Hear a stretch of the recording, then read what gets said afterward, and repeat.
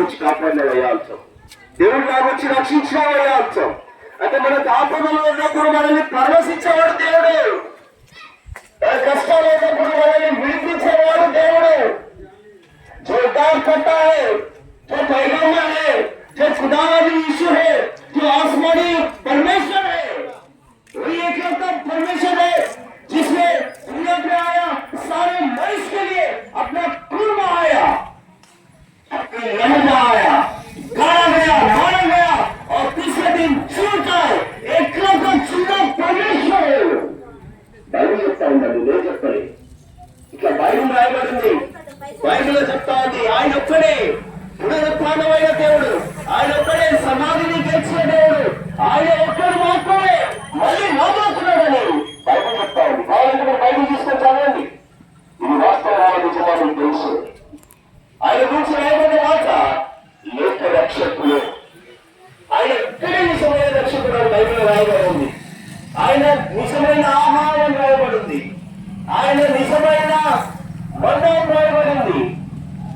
Bible నిజం నిజం నిజం అని యేసు ప్రభువు గారు చెప్తూ రాయబడింది. ఈ చరిత్ర చదవండి ఒకసారి. చాలా మంది ఏమనుకుంటారు, ఒక మతం అనుకుంటారు.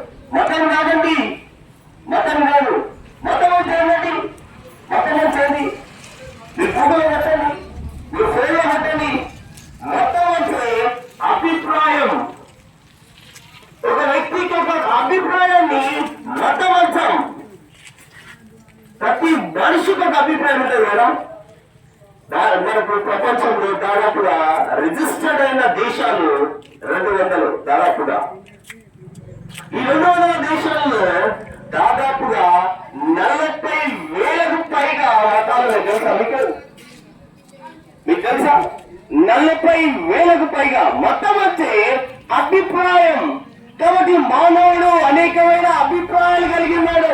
మానవుడు అనేకమైన కలవరంలో ఉన్నాడు. ఏ మతం ఎక్కడ పోవాలో తెలియదు. అయితే తీసుకోమన్నాడు, నేనే మార్గం, నేనే సత్యం, నేనే శివం. చూడు, యేసుబాబు ఒక్కడే ఇట్లా అన్నాడు, నేనే దేవుణ్ణి, నేనే పునరుత్థానముని, నేనే శివముని, నేనే అన్నాడు. అందుకే బాబు చూడు, మీ నాయన మీ పిల్లలు మీ అమ్మ దగ్గరకు వచ్చిన తర్వాత, అమ్మ ఈయన ఎవరు అంటే, ఈయన కూడా మీ నాయన అన్నాడు అనుకో, ఎట్లుంటది? ఒక్కడే ఉంటాడు కదా. లేదనుకో, నాయన పిల్లలు వచ్చి ఈయన ఎవరు అంటే, ఈమె కూడా మీ అమ్మరా అన్నాడు అనుకో, ఎట్లుంటది? మీరు ఆలోచించండి. స్కూల్లో కాలేజ్ పోతా ఉన్నాం కదా, మనకి ఇష్టమైన ఎవరైనా అంటే ఈమె కూడా నేను పెళ్లి చేసుకునేపోయేది ఆమె అన్నది అనుకోని ఎట్లుంటది? కాబట్టి ఒక్కరే ఉండాలా. ఆ ఒక్కరే యేసుక్రీస్తు ప్రభువారు, ఆ ఒక్కడే జీవం గల దేవుడు, ఆ ఒక్కడే సృష్టికర్త అయిన దేవుడు. మానవాళి కోసం ఈ లోకానికి వచ్చిన ఏకైక దేవుడు ఆయనే. ఈ లోకాన్ని ప్రేమిస్తూ వచ్చినాడు. రాజంటే దేవుడు లోకంలో ఎంతో ప్రేమించదు కాబట్టి ఈ లోకాన్ని రక్షించడానికి ఆయన వచ్చినాడు. లోకం అంటే చెట్లు కాదండి, లోకం అంటే వస్తువులు కాదు, లోకం అంటే కనపడేది కాదు. తెలుసు కదా, గోశాల అప్పారావు అనే ఒక వ్యక్తి ఉండేవాడు. ఆయన చెప్పినాడు, లోకం అంటే ఏంటండి?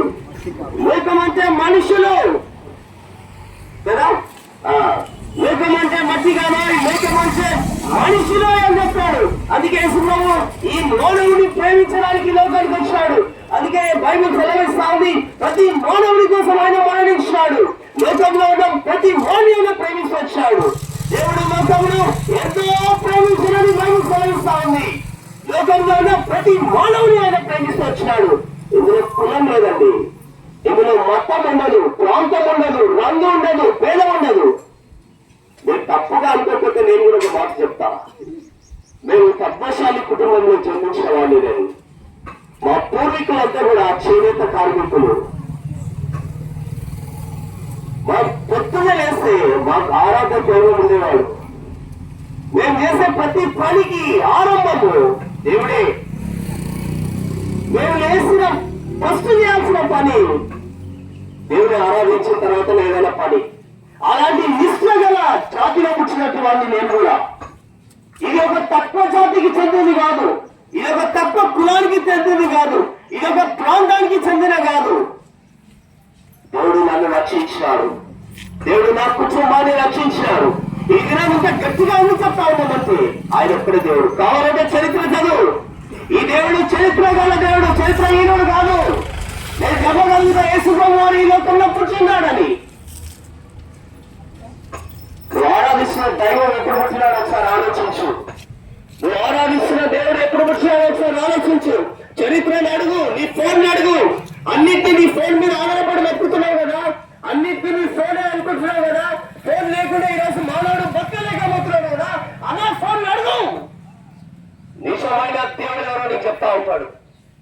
యేసు ప్రభువు అన్నాడు నేనే. ఇదే ప్రాబ్లం. నేనే, సృష్టికర్త అయిన దేవుడిని నేనే, నేను తయారు చేసిన వాడిని నేనే, స్వర్గరాజ్యానికి తీసుకుపోవాలని నేనే, పవిత్రుడని పరిశుద్ధుడని నేనే. ఇదే ప్రాబ్లం మనుషులతో. నేనే అంటేనే మానవుడు అంగీకరించాడు. చాలా మంది అంటారు కదా మేము అందరినీ నమ్ముతామయ్యా, యేసు ప్రభువుని కూడా నమ్ముతాం కదా, ఆయన కూడా ఒక దేవుడు అనుకుంటాం. కాదు కాదు కాదమ్మా, కాదు. యేసు ప్రభు నిజమైన దేవుడు, యేసు ప్రభు సృష్టికర్త అయిన దేవుడు, యేసు ప్రభు మానవాళి కోసము తన ప్రాణంని ప్రయోజనంగా పెట్టిన దేవుడు. మా జీవితంలో మేము అట్లా ఎరిగినాము, మా జీవితంలో ఈ సత్యం తెలుసుకున్నాము, అందుకే ఆయనను వెంబడిస్తా ఉన్నాము. మీలారా మీ జీవితంలో యేసు ప్రభువుని నమ్ముకుంటే ఇది మత మార్పిడి కాదు, మనసు మార్పిడి. నీ మనసు మారుద్ది, నీకున్న చెడు అలవాట్లు పోతాయి, నీ జీవితం కట్టబడుతుంది, నీ కుటుంబం బాగుపడుతుంది. యేసు ప్రభువు ఆ దినాలలో ఇలాంటి సమరయ గ్రామాలలో ఆయా గ్రామాలలో తిరుగుతూ సంచరిస్తూ అనేకులని స్వస్థపరుస్తూ వచ్చినాడు, అనేకులను బాగు చేస్తూ వచ్చినాడు. కుంటి వారికి కాళ్ళు ఇచ్చినాడు, మూగవారికి మాటలు ఇచ్చినాడు, చెవిటి వారికి చెవులు ఇచ్చినాడు. ఆయన ఎంతో విశ్వాసం ఇచ్చినవాడి ఆయన ఎంత మాత్రమో తోసివేయడానికి బైబిల్ సెలవిస్తా ఉన్నది. యేసు ప్రభువుని నువ్వు చేసుకోవడం చాలా ఇష్టమమ్మా. ఎవరైనా సరే, నువ్వు ఎక్కడున్నా సరే, ఏ ప్రాంతవాసి అయినా సరే, ఏ గోత్రవాసి అయినా సరే, ఏ కులానికి చెందిన వాడివైనా సరే, ఈ నల్లవాడమైనా సరే, తెల్లవాడమైనా సరే, చదువున్నా సరే, చదువు లేకపోయినా సరే, ఆయన వద్దకు వస్తే ఆయన నిన్ను ప్రేమిస్తాడు, ఆయన నిన్ను రక్షించి తన వద్దకు చేర్చుకుంటాడు. యేసు ప్రభువుని నమ్ముకో, నీ హృదయం మార్చబడుతుంది. మతంలో దిగొద్దు, మతంలో దిగొద్దు. ఎవరు మతంలో దిగొద్దు, ఎవరి మతం మార్చరు. ఇది మతం కాదు, మార్గం. పరలోకానికి వైకుంఠానికి చేరే ఏకైక మార్గం యేసు ప్రభు. మోక్ష రాజ్యానికి చేరే ఏకైక మార్గం యేసు ప్రభు. నా జీవితంలో నేను అట్లా నమ్ముకున్నా, మా నాన్న అట్లా నమ్ముకున్నాడు. నేను చెప్పినా కదా, నేను నిష్టగల పద్మశాలి కుటుంబానికి చెందిన వాడిని, నేను ఎంతో నిష్టగల వాడిని. కానీ యేసు ప్రభు మా జీవితాన్ని మార్చినాడు. యేసు ప్రభు ఒక్కడే లోకరక్షకుడు తెలుసుకొని ఆయన వెంబడిస్తావు. తీరారా మిమ్మల్ని భ్రమలో పెట్టడానికి మాటలు చెప్పట్లా, సత్యాన్ని తెలుసుకోమని మాటలు చెప్తా ఉన్నాం. నిజమైన దేవుడు ఎవరో అన్వేషించమని మాటలు చెప్తా ఉన్నాం. యేసు ప్రభు దగ్గర అప్పుడు నిన్ను నీ కుటుంబాన్ని ఆయన దీవిస్తూ ఉంటాడు. ప్రార్థన చేసుకుంటాం.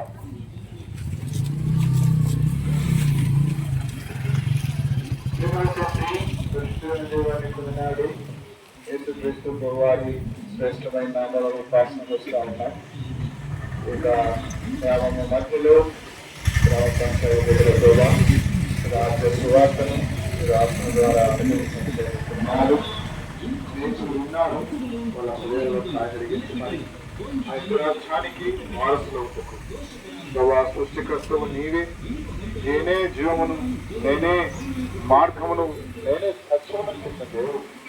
ఈ మార్గంలో వారు వెళ్ళడానికి వారు సిద్ధపరచవలసిందే ప్రార్థిస్తూ మార్గంలో సహాయపడవలసింది ప్రార్థిస్తూ యేసుక్రీస్తు ప్రభువారి శ్రేష్టమైన నామములో ప్రార్థన చేసుకుంటున్నాం.